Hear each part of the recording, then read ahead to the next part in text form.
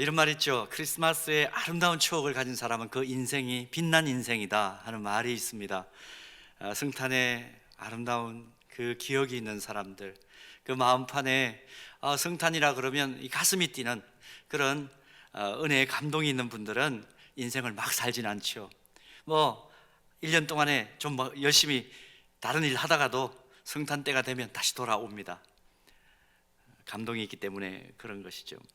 그래서 오늘 성탄절 특별히 우리 지금 교사들 몇 분들 지금 이 자리에 계실 텐데요. 우리 주일학교 학생들 그 마음판에 성탄의 아름다운 기억이 아로새겨지도록 애쓰신 거, 또 눈물 뿌리고 또 땀을 흘리신 것 하나님 분명히 기억해 주실 줄 믿고, 또 우리 주일학교 학생들 그 2020년 참 희한한 성탄절이었지만 선생님들께서 이런 헌신을 통해서 나에게는 이런 아름다운 성탄의 추억이 있다. 한 10년, 20년쯤 뒤에는 그렇게 추억하면서 또 하나님 앞에 자신을 드리지 않을까요? 여러분 수고하신 우리 주일학교 교사 선생님들 지금 이 자리에 다 와 있지는 않습니다. 생방송 수고하신 분들 우리 교사들을 위해서 박수 한번 해드릴까요? 귀한 수고 또 헌신 분명히 우리 하나님께서 기억하시고 또 우리 자녀들이 그 마음판에 새겼을 줄 믿습니다. 저는 어린 시절에 성탄절 그러면 꼭 기억나는 것이 뭐냐 하면 참 가슴이 늘 먹먹하고 감동이 되는 게 뭐냐 하면 어른들께서 커다란 이 별을 만들어 가지고, 옛날은 오늘과 같이 뭐 그냥 콘센트만 꽂으면 빛나는 별을 만나질 못했지 않습니까? 나무로 이 격자로 해가지고 어떻게 뭐 만들었는지 모르지만 별 모양을 크게 만드셔가지고 사람 키만하게 만드셔가지고 거기에다가 빨간색 한지를 붙이죠. 뭐 흰색 한지를 붙일 때도 있습니다만은 빨간 별로 이렇게 만들어가지고 그게 북한국기를 상징하는데 어떻게 그게 허락이 됐는지 모르겠어요. 한지를 붙여가지고 그 안에 이제 전등을 넣어가지고 불을 밝히는데 그게 어디에 씁니까? 예배당 꼭대기 정탑 위에까지 도르래를 해가지고 막 올려서 불을 켜놨던 그 기억이 납니다. 성탄등이라 그러죠. 근데 그 불이 켜졌을 때 그 황홀함, 왜 황홀했을까?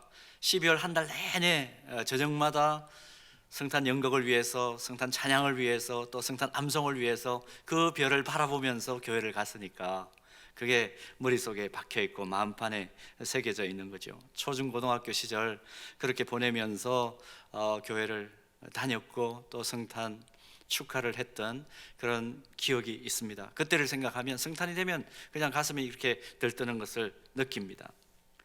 신앙생활 오래 하신 우리 어르신들 말씀을 들어보면 전쟁통에도 성탄절은 지켜졌는데 그 말씀을 요즘 참 많이 하세요. 어제요 제가 권사님들께 전화를 많이 받았습니다. 목사님, 내가 딴 때는 몰라도 이번 성탄절에는 가려고 그랬는데, 뭐 강원순 권사님부터 시작해서 전화하셔가지고 전화 붙들고 놓지를 않으세요. 이 성탄의 기쁨이 앗아가져 버린 것 같아서 너무너무 애통하다고. 하여튼 성탄절이라는 것은 우리에게 뭔가 하나님 앞으로 오게 만드는 힘이 있습니다. 실제로 1년 내내 몸이 좋지 않은 그런 분들도, 병약하신 분들도, 예배당 출입을 1년 내내 못하신 분들도 온 힘을 쥐어 짜내가지고 성탄절에는 가서 내가 예배 드려야지 그러고 오셔서 함께 예배 드렸던 기억들이 다 있으실 것입니다. 지금 아마 각 가정에서 예배 드리는 우리 서연의 가족들도, 또 권사님들, 또 우리 장로님, 집사님들 아마 그런 마음 가지고 함께 예배 드리고 있는 줄 압니다. 평소에 외믿음 가지신 분들, 짝믿음 가지신 분들, 그런 어떤 가정들, 성탄절이니까 여보 오늘은 한번 가주면 안 돼? 이 얘기를 쉽게 할 수 있었습니다. 또 조 부모님이나 또 부모님들이 신앙생활 하지 않고 있을 때 우리 어린 시절에 많이 그렇게 주일학교에서 얘기를 했습니다. 부모님들 교회 안 나오는 친구들 이번에 성탄 연극 하니까 부모님들 모시고 오셔서 보게 하자고.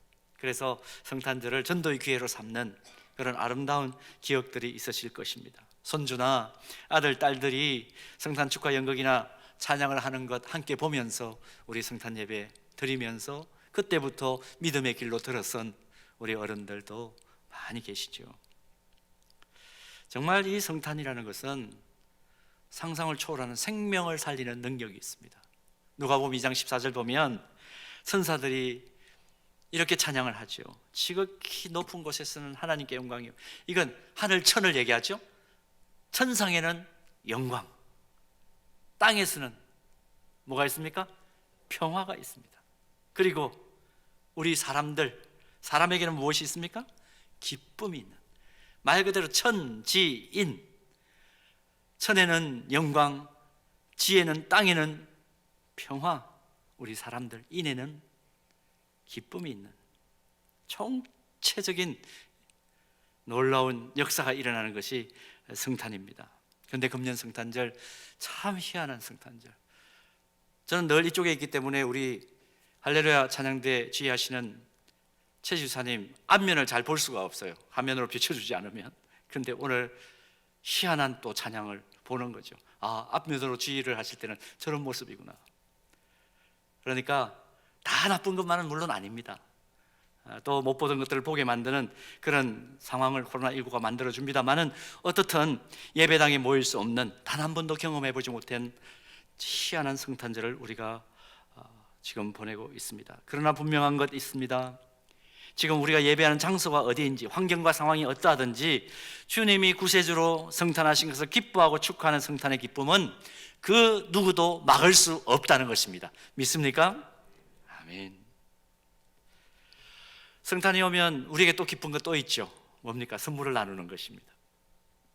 예수 믿는 성도들이든지 비그리스도인들이든지 이 성탄 때는 선물을 주고받는 풍습이 있죠. 그래서 크리스마스 하면 선물이 생각납니다. 그래서 크리스마스를 상징적으로 디자인할 때도 선물을, 기프트 박스를 상징으로 많이 그려놓죠. 역사적으로 성탄의 선물을 주고받는 이 풍습이 정착된 이유는 동방박사 세 사람이 아기 예수님을 만날 때 세 가지 예물을 드렸던, 거기서부터 시작됐다. 그것은 역사적으로 정설입니다. 그러나 성경적으로 더 중요한 이유가 있는데요. 왜 성탄절에 선물을 주고받을까? 2000년 전에 우리 하나님 아버지께서 우리에게 완전한 선물이신 독생자 예수 그리스도를 선물로 주셨어요. 구세주를 선물로 주셨기 때문에. 그러니까 성탄에 교회가 선물을 준비하고, 부모님이 자녀들이 좋아하는 선물 준비하고, 서로 선물 주고받으면서 기뻐하는 더 진짜 핵심적인 이유는 뭐냐? 하나님께서 가장 완벽하고 좋은 선물, 예수님을 우리에게 주셨다는 것을 다시 기억해내기 위해서, 다시 동기부여하기 위해서 선물을 주고 받는 것입니다. 그래서 선물을 주고 받을 때마다 지금 우리 눈에는 보이지 않지만 가장 소중한 선물이신 예수님께서 하나님 보좌 우편에서 우리를 위하여 계속해서 기도하고 계시지. 하나님께서 우리에게 가장 완전한 선물을 허락해 주셔서 내가 생명을 얻었지, 새 생명을 얻었지. 그래서 나는 하나님 크신 사랑 찬양할 수밖에 없어. 그것을 기억나게 만드는 것이 성탄 선물입니다. 그런데 오늘 본문을 보면 사도 요한은 하나님께서 우리에게 주신 가장 이 완전한 선물, 가장 큰 선물이신 예수님께서 무엇으로 오셨다고 말씀을 하느냐 하면 빛으로 오셨다, 이렇게 규정을 합니다. 빛으로 오셨다. 본문 구절 다시 한번 보실까요? 참 빛, 곧 세상에 와서 각 사람에게 비추는 빛이 있었나니. 가장 완전한 선물이신 예수님께서 빛으로 오셨다. 왜 하나님께서 우리에게 선물로 보내신 예수 그리스도를 오늘 본문은 빛이라고 할까? 왜 빛이라고 규정했을까? 중요한 이유가 있습니다. 말씀이 이렇게 예수 그리스도, 완전한 선물이신 예수 그리스도를 빛으로 규정하신 이유가 있습니다. 첫 번째 이유는 모든 생명의 근원이 빛이기 때문입니다. 빛이 없는 세상을 한번 상상해 보십시오. 빛이 없다면 이 세상에 어떤 생명도 존재할 수가 없죠. 그래서 성경 우리가 창세기 1장 제일 먼저 첫 장을 펴보면 하나님께서 우주 만물을 창조하실 때 제일 먼저 창조하신 것이 빛입니다. 창세기 1장 3절에 기록되어 있죠. 이 땅에 모든 생명이 있는 것은 이 빛 때문에 존재합니다. 빛이 닿는 곳마다 생명이 살아나고 성장하는 기쁨이 있다는 것을 우리는 압니다. 그러나 그 반대로 빛이 없는 곳, 무엇이 지배합니까? 죽음의 문화가 지배합니다.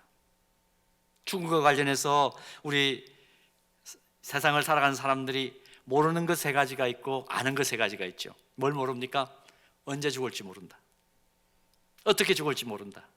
어디서 죽을지 모른다. 이것은 그 누구도 알지 못하는 죽음에 관한 진실입니다. 그러나 그 반대로 꼭 알아야 되고 또 아는 것이 있죠. 죽음에 관해서 아는 것이 무엇입니까? 첫째는 사람은 누구나 한 번은 반드시 죽는다. 두 번째는 뭡니까? 그 죽음의 길에 그 누구도 함께 갈 수가 없다. 나 혼자 가야 되는 길이다. 그리고 마지막은 뭔가요? 그 죽음의 길, 우리가 아무것도 가져갈 수 없다는 것입니다. 아무것도 가져갈 수 없다. 그래서 장례식장에는 이삿짐 센터 차가 들어올 이유가 없는 거죠. 이것이 모든 인생의 현실인데, 죽음을 모든 인생이 두려워하는데 빛이 없으면 그것은 죽음입니다. 생명의 근원이 되시는 빛이신 예수 그리스도가 없는 인생은 그건 말 그대로 죽음이에요. 여러분, 생명의 근원이 되시는 예수 그리스도가 왜 빛으로 왔느냐? 믿는 자에게 죽음의 두려움을 몰아내어 주시기 위하여. 요한복음 3장 16절이 그 대답 아닙니까? 하나님이 세상을 이처럼 사랑하사 빛이신 독생자를 주셨으니 이는 그를 믿는 자마다 멸망하지 않고 뭘 얻게 된다고요? 영생을 얻게 되려 하십니다. 그래서 예수님은 요한복음 11장 25절과 26절에서 이 사실을 우리에게 다시 확인시키기 위해서 직접 우리에게 물으십니다. 예수께서 이르시되 나는 부활이요 생명이니 나를 믿는 자는 죽어도 살겠고 무릇 살아서 나를 믿는 자는 영원히 죽지 아니하리니 이것을 너희들이 믿느냐? 묻습니다. 죽음을 살림으로 바꾸시기 위해서 생명의 근원인 빛으로 이 땅에 탄생하신 예수 그리스도, 여러분 믿습니까? 모두가 아멘으로 우리가 응답할 수 있다면, 아무리 죽음의 문화가 우리 주변을 지금 어슬렁거리고 다녀도 지금 그렇죠. 죽임의 문화, 살림의 문화가 아니라 죽음의 문화, 그 어두운 문화가 우리 주변을 지금 감싸고 있지만, 그럼에도 불구하고 오늘 우리의 성탄은 진정으로 기뻐할 수 있는 성탄절, 복된 성탄절이 된 줄로 믿습니다. 그래서 이 놀라운 진리가 깨달아지는, 빛으로 오신 예수 그리스도 때문에 우리는 영생을 얻었다. 아무리 죽임의 문화가 우리를 죽이려고 들어도 우리에게는 빛이신 예수 그리스도와 함께 영생 얻는 복이 주어졌다. 그 놀라운 사실이 깨달아지는 성탄절 되기를 주님의 이름으로 축복합니다. 자, 그런가 하면 두 번째로, 오늘 본문에서 하나님께서 보내신 이 완전한 선물이신 예수 그리스도를 빛이라고 성경이 규정하는 이유, 두 번째는 빛은 소망을 주는 힘이 있습니다. 소망을 주는 힘이 빛에는 있습니다. 서양 역사를 보면 중세시대 때부터 산업혁명이 있기 그 전까지 그 당시에 사람들이 제일 두려워한 것이 뭐였느냐 하면 어두움이 내리는 밤이었다고 그럽니다. 뭐 전기를 제대로 쓸 수 없었으니까 그랬겠죠. 그래서 밤에 길이 잘 보이도록 길을 흰 조약돌로 깔기도 해보고, 뭐 나무 껍질을 벗겨서 흰살이 보이도록 해서 사람들이 뭐 길을 찾아가는데 좀 지표를 삼기도 하고, 그건 다 이건 일시적인 것이죠. 어두운 밤에는 이 악한 괴물들이 활동한다고 믿어서 밤 공기가 살에 살갗에 닿지 않도록 이불을 뒤집어 쓰기도 하고, 뭐 그렇게 다녔습니다.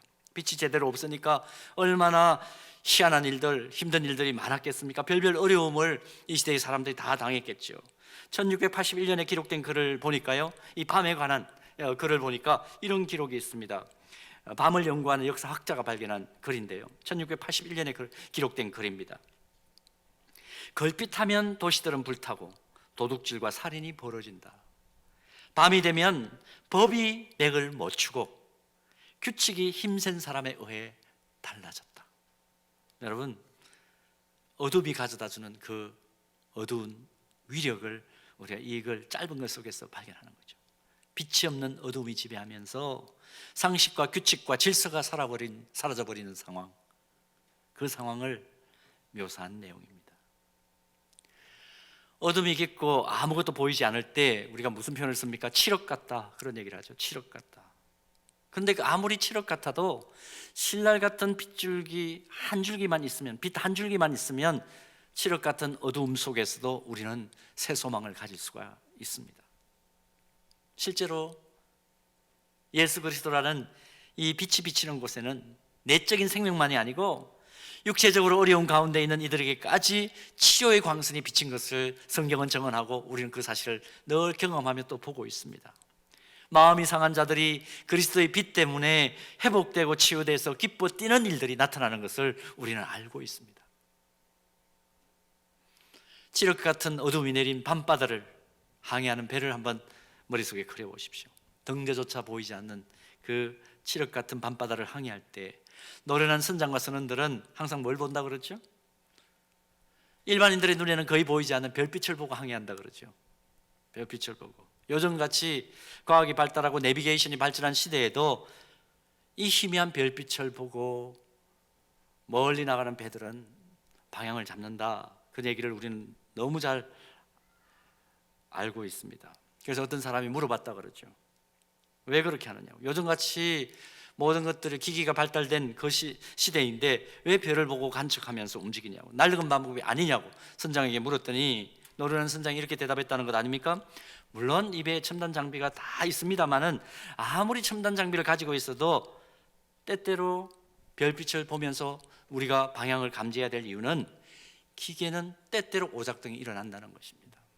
때때로 오작동이 일어난다. 그것이 확률이 적긴 하지만 때때로 오작동이 일어난다. 그것 때문에 힘든 경우를 종종 본다는 겁니다. 그래서 영구불변인 별빛을 보고 방향을 가늠한다는 것이죠. 우리 배만 그런 건 아니고 다른 배들도 다 그렇게 합니다. 그리고 중요한 것은 지금만 이렇게 하는 것이 아니고 배가 바다를 운항하는 이상은 아마 모든 배들은 그렇게 할 겁니다 라고 대답을 했다고 그래요. 사랑하는 여러분, 우리 인생도 그렇지 않습니까? 어제나 오늘이나 영원토록 동일하신 영원 불변하는 빛으로 오신 예수 그리스도, 그 예수 그리스도 바라볼 때 비로소 우리는 나 자신이 어디에 있는지 또 어디로 가야 할지 새로운 방향과 소망을 얻게 되는 것이죠. 그래서 히브리서 12장 2절 말씀을 보면 히브리서 기자는 우리에게 이렇게 권면합니다. 믿음의 주요 또 온전하게 하시는 이 예수를 바라보자. 그는 그 앞에 있는 기쁨을 위하여 십자가를 참으사 부끄러움을 개의치 아니하시더니 하나님 보좌 우편에 앉으셨느니라. 무엇을 바라보자? 예수 그리스도를 바라보자. 지금 우리는 어두움이 뒤덮고 있는 상황이다, 그렇게 표현할 수밖에 없는 힘든 상황 속에 있습니다. 어떤 의미에서는 칠흑과 같다고 얘기할 수 있죠.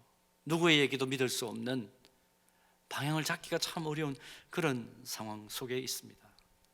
그러나 이럴 때일수록 영원한 빛이신 주님 바라볼 수 있는 것을 다시 깨닫는 성탄절 되기를 축복합니다. 그래서 다시 새 소망과 살아갈 수 있는 진정한 힘과 용기를 얻는 저와 여러분 되기를 소원합니다. 자, 이제 본문을 다시 한번 보십시오. 요한복음 1장 9절 보면 참 빛, 곧 세상에 와서 각 사람에게 비추는 빛이 예수 그리스도다, 그렇게 선언해 주죠. 실제로 이 말씀은 그대로 우리가 살아가는 역사의 현장 속에 적용되었습니다. 예수님이 들어가는 곳마다 새로운 빛의 세상이 펼쳐지고 소망 없던 사람들이 소망을 얻는 일이 일어난 것, 기독교 역사는 증언하죠. 또 증명해 주죠. 우리나라 역사가 대표적인 실례 아닙니까? 130여 년 전에 빛 대신 예수님이 이 땅에 전해졌을 때 우리나라는 어둠에서 벗어났습니다. 사회적으로 사람의 수로도 치지 않았던, 개소하지도 않았던 어린아이들이 사람 대접을 받기 시작한 것을 우리가 압니다. 여성들이 존중받아야 될 귀한 존재인 것을 깨달아 알았고, 계급차별의 어둠 속에서 눈물 흘리던 사람들이 교육을 받고 새로운 세상을 보게 되었던, 만물의 영장이 사람이다, 저거 계급 낮기 때문에 말하는 동물이다, 그렇게 취급하지 않았습니다. 복음이 들어오면서 그리스도의 빛이 비추어지기 시작하면서 사람에 대한 이해가 달라진 것, 진짜 인권이 무엇인지를 우리는 깨닫게 된 것이죠. 거대 담론적으로만 얘기할 것이 아니라 좀 좁게 얘기해 볼까요?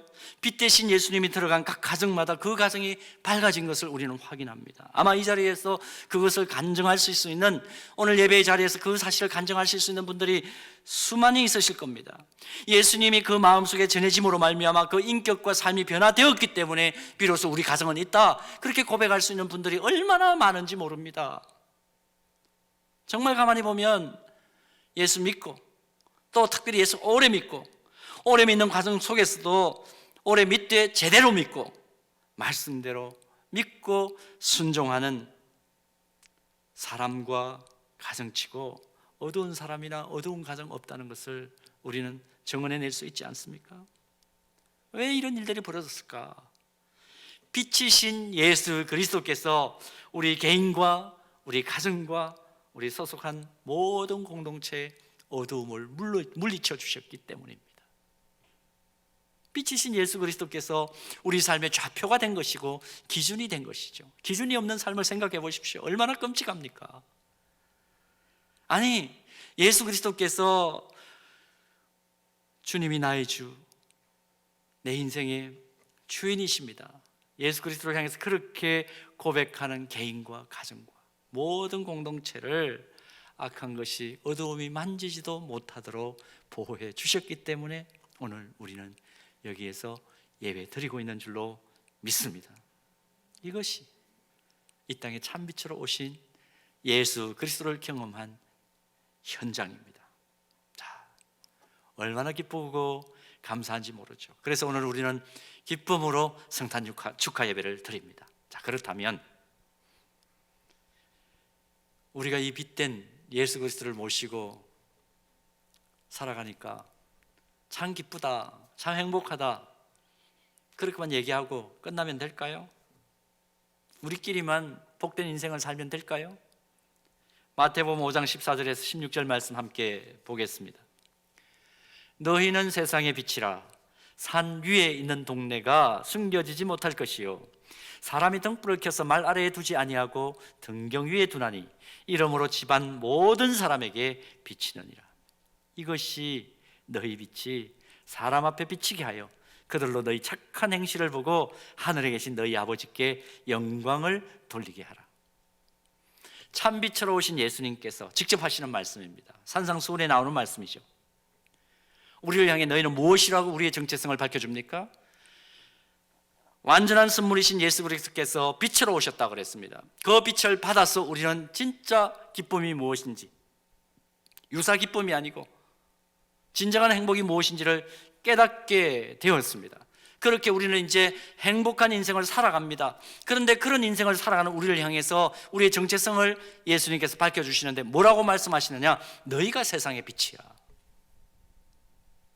그러면서 빛된 우리를 향해서 16절에 이렇게 요청합니다. 이같이 너희 빛이 사람 앞에 비치게 하여 그들로 너희 착한 행실을 보고 하늘에 계신 너희 아버지께 영광을 돌리게 하라.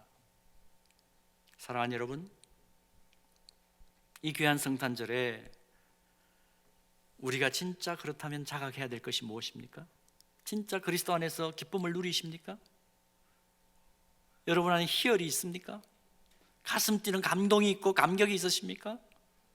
그렇다면 이 성탄에 귀한 예배를 드리면서 우리가 자각해야 될 것이 뭔가?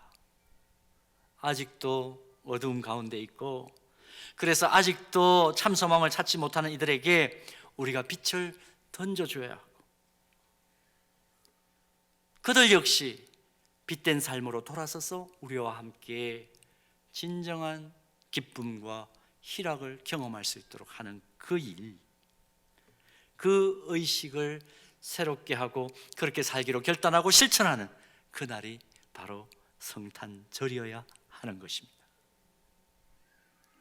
아직도 빛이신 예수 그리스도를 받아들이지 않아서 어두움 가운데 있는 영혼이나 가정에, 또 제대로 된 방향을 찾지 못해서 어수선한 이 세상에 제대로 빛을 비추는 것, 참 빛을 비추는 것, 그것이 성탄을 기뻐하고 축하하는 우리에게 주어진 사명과 책임이라는 것이죠.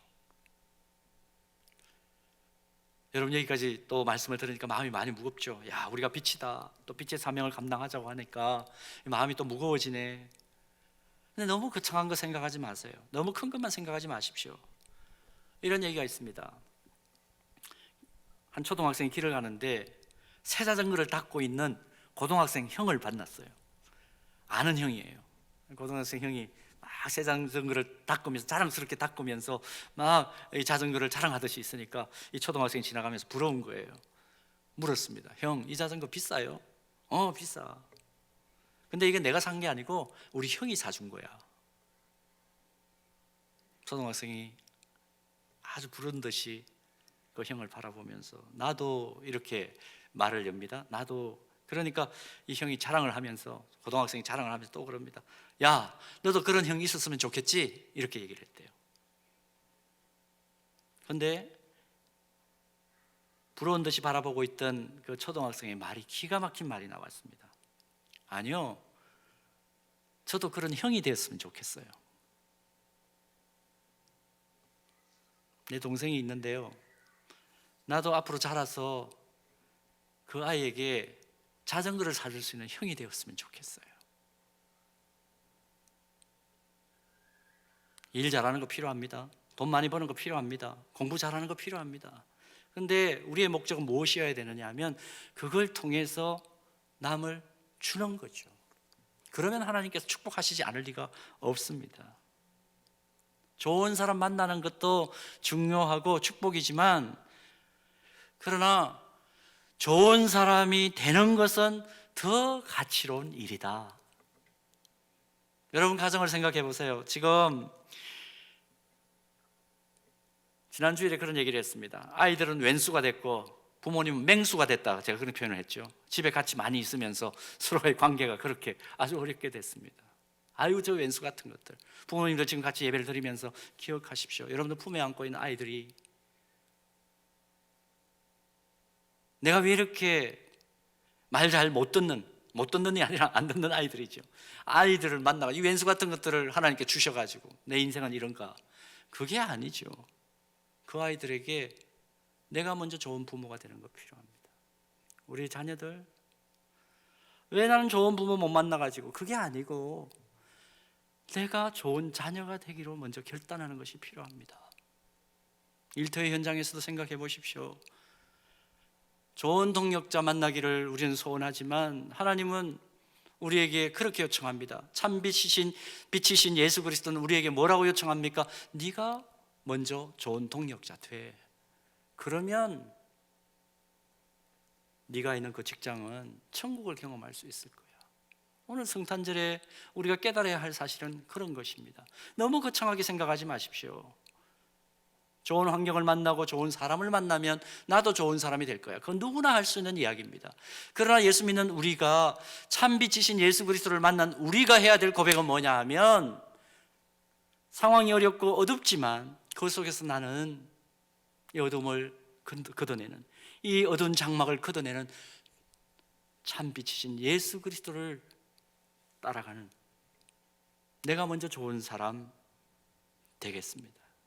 부모님은 우리 자녀들에게, 우리 자녀들은 부모님에게, 그리고 우리 서현 교회만 놓고 생각한다면 서현의 가족들 서로에게. 교회 가면 그런 사람이 있어서 좋아가 아니라 내가 감으로 인해서 다른 사람이 좋아하는, 그것이 참 빛으로 오신 예수 그리스도를 진짜 기뻐하는 성도의 삶입니다. 마태복음 5장 14절에 16절 말씀, 그래서 다시 한번 말씀을 마무리하면서 나누기를 원합니다. 보십시오. 너희는 세상의 빛이라. 산 위에 있는 동네가 숨겨지지 못할 것이요, 사람이 등불을 켜서 말 아래에 두지 아니하고 등경 위에 두나니 이러므로 집 안 모든 사람에게 비치느니라. 이같이 너희 빛이 사람 앞에 비치게 하여 그들로 너희 착한 행실을 보고 하늘에 계신 너희 아버지께 영광을 돌리게 하라. 빛으로 오신 예수 그리스도를 우리 축하하고 기뻐합시다. 그리고 하나님께서 영광을 받으실 수 있도록 우리가 빛으로 살아내십시다. 오늘 각 가정에서 아직까지 성탄 시간이 한 11시간 조금 더 남았죠. 오늘 자정이 되기까지 이 시간 동안만이라도 함께, 어쩔 수 없이 지금 사회적 환경 때문에 함께 있는 시간이 길어지는 우리 가족들에게 먼저 빛으로 그들에게 사랑을 보여주는 우리 모두가 되기를 원합니다. 또 여러분들이 속해 있는 모든 삶의 환경이 빛으로 살아가는 우리들 때문에 천국으로 변화되는 아름다운 역사가 이번 성탄 주일을 기점으로 해서 새롭게 경험되어지기를 주님의 이름으로 축복합니다.